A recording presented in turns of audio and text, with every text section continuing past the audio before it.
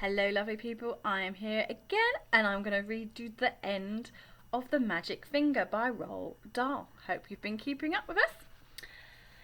In one corner, Mr. Greg was smashing all 3 guns into tiny pieces with a huge hammer. In another corner, Mrs. Greg was placing beautiful flowers upon 16 tiny mounds of soil, which I learned later were the graves of the ducks that had been shot the day before. Oh dear.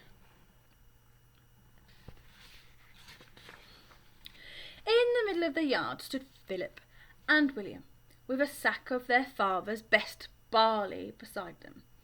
They were surrounded by ducks and doves and pigeons and sparrows and robins and larks and many more kinds of birds that I didn't even know existed.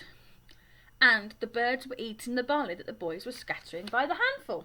There they were. Look at all those different birds.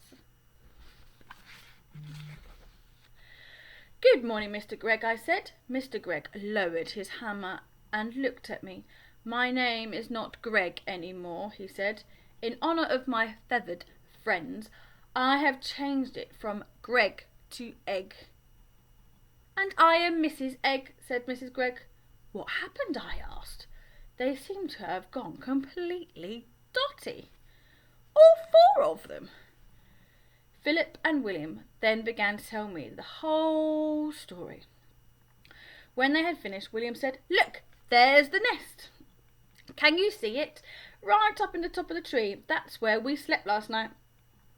I built it all myself, Mr. Egg said proudly. Every stick of it. And there it is, look, all the way at the top of the tree. If you don't believe us, Mrs. Egg said, just go into the house and take a look at the bathroom. It's a mess. They filled the tub right up to the brim. Philip said they must have been swimming around in it all night. Feathers everywhere. Ducks like water, Mr. Egg said. I'm glad they had a good time. Just then, from somewhere over by the lake, there came a loud bang! Somebody's shooting, I cried. That'll be Jim Cooper, Mrs. Egg said. Him and his 3 boys. They're shooting mad, those Coopers, and the whole family. Suddenly I started to see red.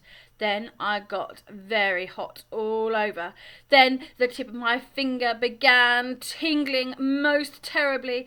I could feel the power building up inside me. I turned and started running towards the lake as fast as I could. Hey, shouted Mr. Egg, what's up? Where are you going? To find the Coopers, I called back. But why? You wait and see, I said. They'll be nesting in the trees tonight. Every one of them. There she goes, running off. And that's the end of the story. Wonder if those Coopers survived that little finger of hers. I love Roald Dahl stories and I hope you enjoyed our story too. Stay tuned to see what next adventure we go on. See you again soon.